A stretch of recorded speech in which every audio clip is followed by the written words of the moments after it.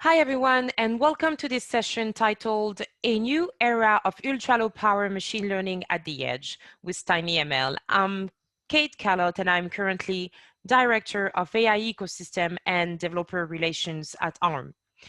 So if we were in the room, I would have asked you, who in this room knows ARM? And usually I get a very few hands raised. And when I ask people to reach out to their phones, to their mobile phones or smartphones in their pockets, that's where I tell them that they're holding an ARM-based device. But because we're not in the room, I thought I would give a little bit of a background of who is ARM, where do we come from, what do we do, and where we're headed. So we were born in 1990, and it was a joint venture between Acorn Computers and Apple. Our first success was the Apple Newton, but things evolved pretty quickly, and that's when we started to design in mobile phones and smartphones. And today we've now expanded to IoT devices and edge and consumer electronic devices with our microcontroller range. One thing which is pretty interesting about ARM is actually to know a little bit about the statistics around who uses our technology and how technology is being used in the world. So if I tell you that 95% of the world's smartphones are based on ARM, that's already pretty much a lot. If I tell you that 90% of the wearables in the world that are based on ARM and 55% of the consumer devices use an ARM-based technology, that makes it 70% of the world's population that uses an ARM technology. That's more than 5 billion people. Pretty impressive, right? So before we dive a little bit into TinyML and the state of TinyML, I wanted to recap things around the AI revolution and the current state of AI today. So there are a couple of drivers that are driving AI from the cloud towards the endpoint. And what we call endpoint are really the very, very end devices. So all the devices we interact with on a daily basis. In between the endpoint and the cloud, that's what we call, we see as edge, things like network edge, for example, or gateways. And it's about the fact that there are technology that the world needs, an application that the world needs that can't be addressed with the cloud.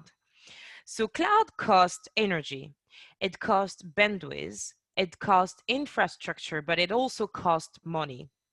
And on the other side, over the recent years, we've seen a massive increase of what's possible on edge and endpoint computing processors. So we're seeing machine learning moving from the cloud more towards the edge and all the way down to the endpoint.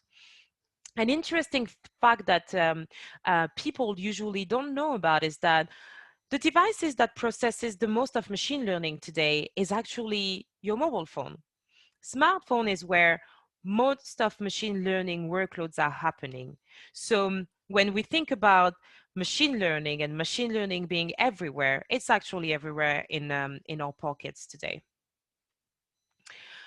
So at ARM, we have tried to address with the scale of processors that we are providing this move towards the endpoint.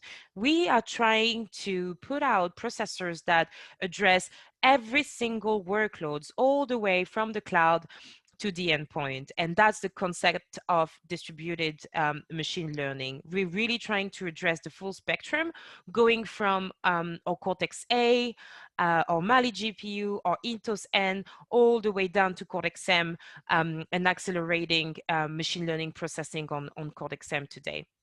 But what does it mean from a workloads perspective?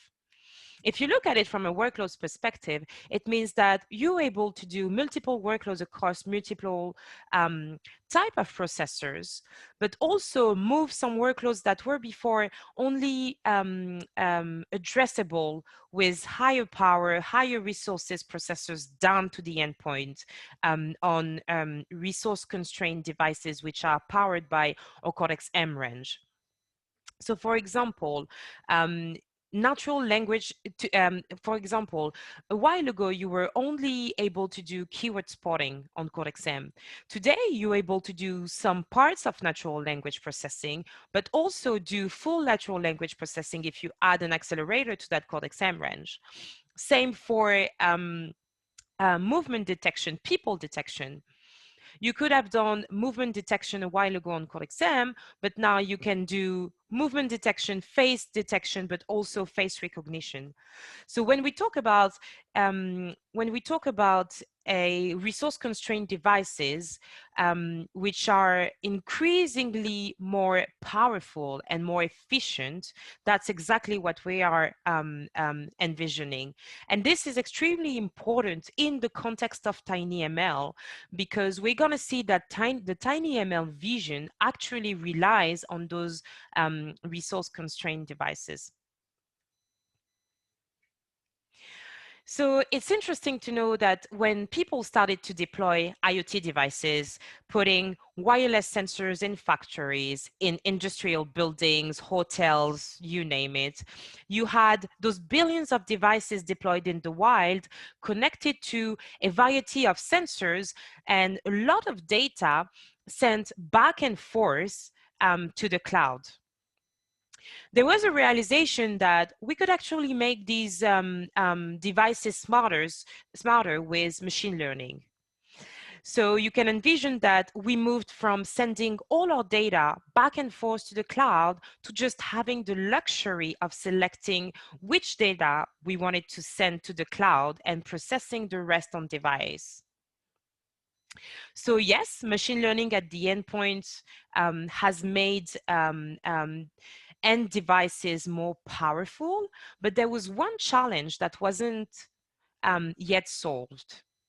And the challenge that was not yet solved was how to make it easier to deploy and embed machine learning in those devices, in those IoT devices that are, in those billions of IoT devices that are deployed in the wild.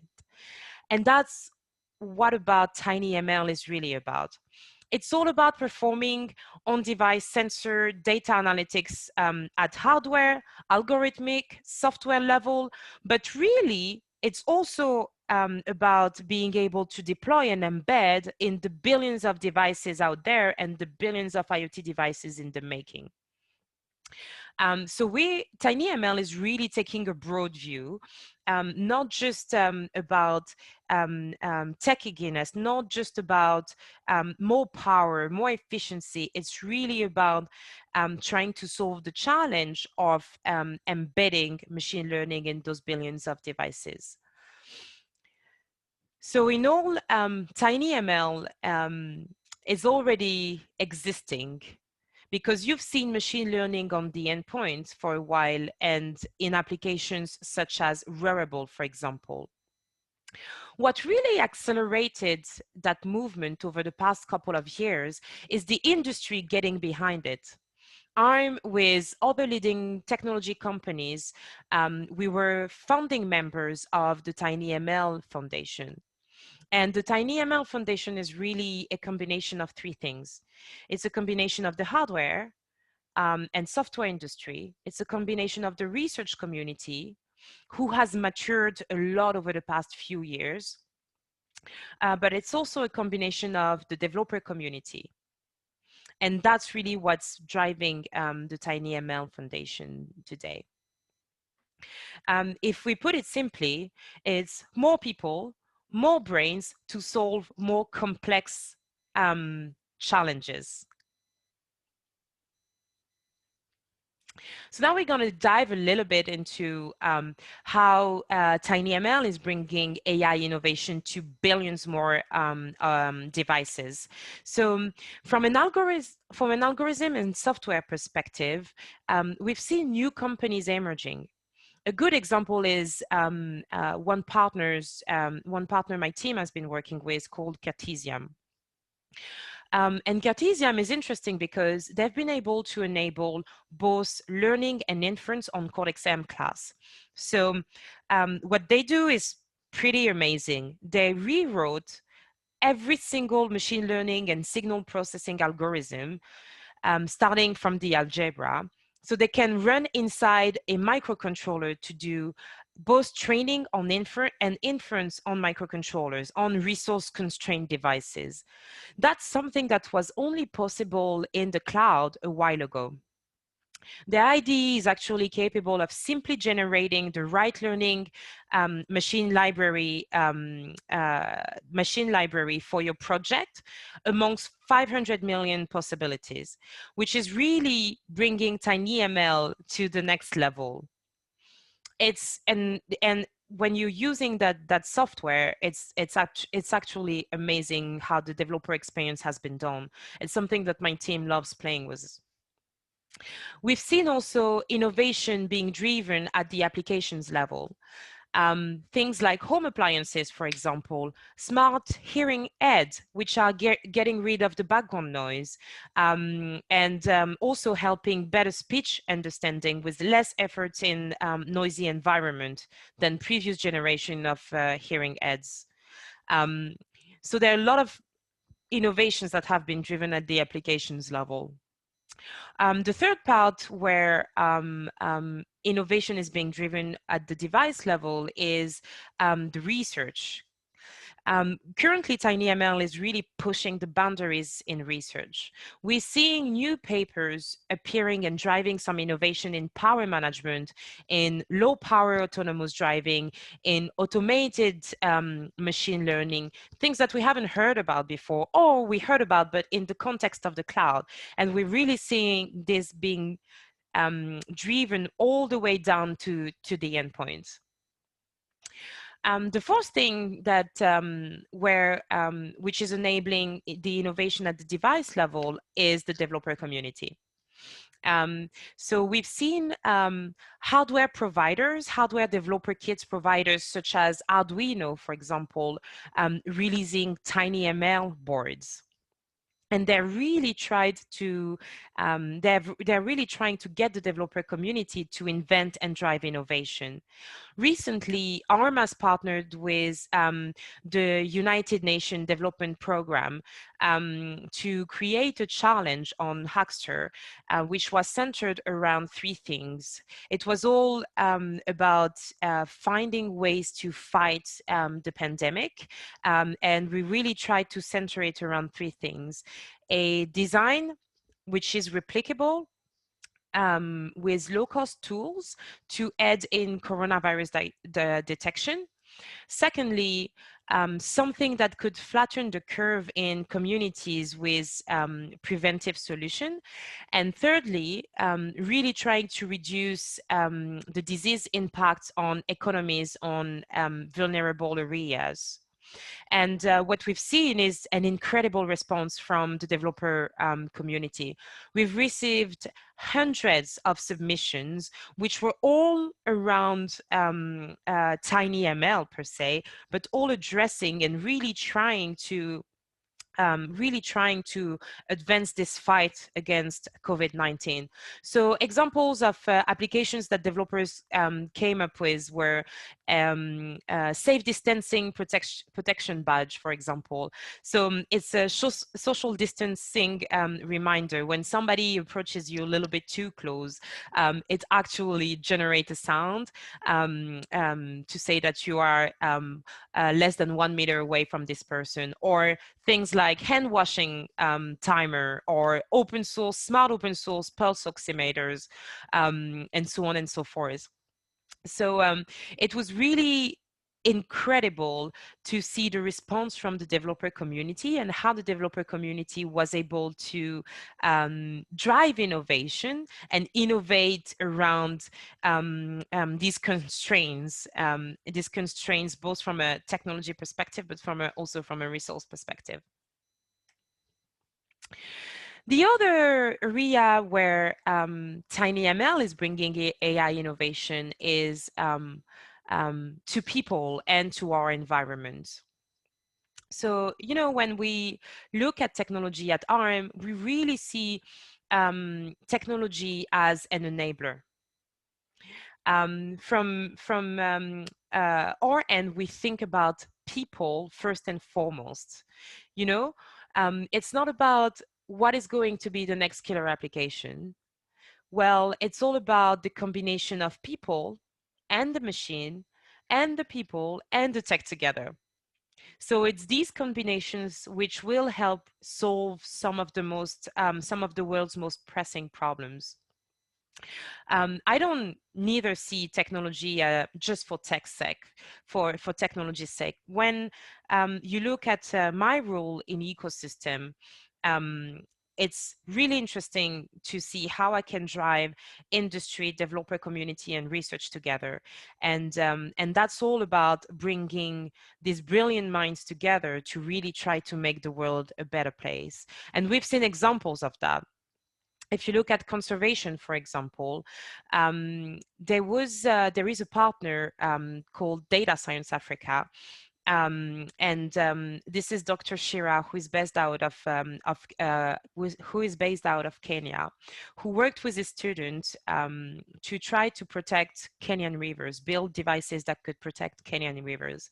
So the Iwaso Nilo, which is one of the major rivers in Kenya, and takes its source from Mount Kenya, making its way all the way down to the Indian Ocean, actually serves as a lifeline for several communities, whether these are farmers, pastoralists, and over the past couple of years, they've seen an increase of demand for water to irrigate crops, as well as reduced rainfall and land degradation in the catchment area, which have led to water shortage and conflict between the users of the river's water.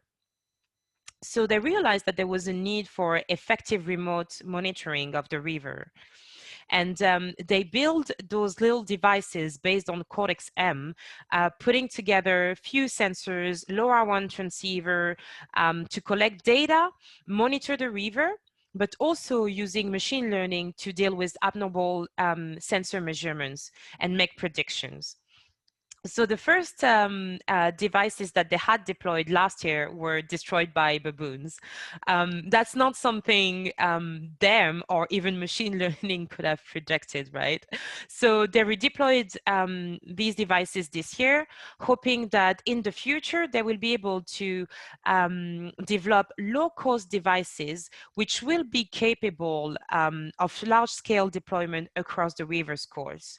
This will help them ensure equitable distribution of this vital resource and the detection of unsustainable water usage and prevent ultimately the destruction of the catchment.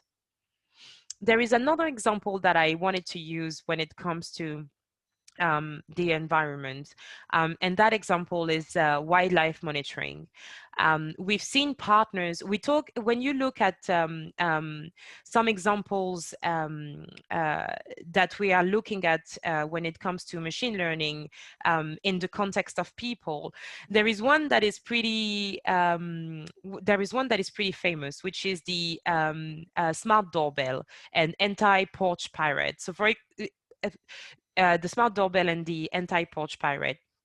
So the anti-porch pirate is very simple. You plug in a camera, a little device, a little board based on Cortex-M. You do a movement detection. You build a movement detector algorithm, which will detect if somebody pass in front of your door and is picking your goods, and when you receive goods, for example, when goods are delivered at your door. and it detects if somebody is picking your goods or stealing your goods, if I could say. And the smart doorbell or anti-poach pirate system can actually, the exact same system can actually be applied in wildlife monitoring, but it becomes an anti-poaching trap. So you could use the exact same technology based on TinyML, by the way, and deploy it in the wildlife, and all of a sudden have a device that can be applied in anti-poaching, be applied for anti-poaching in remote regions in Africa. You can prevent poachers by capturing them on camera with an always-on system. And this example, these two examples are really to highlight that the same essence of technology that TinyML is enabling can be applied in completely different, can be applied completely differently in other parts of the world.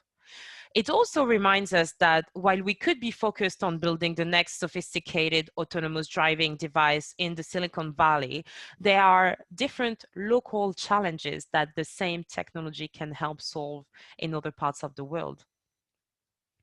So when I speak recently, the TinyML movement and foundation has gained a lot of traction.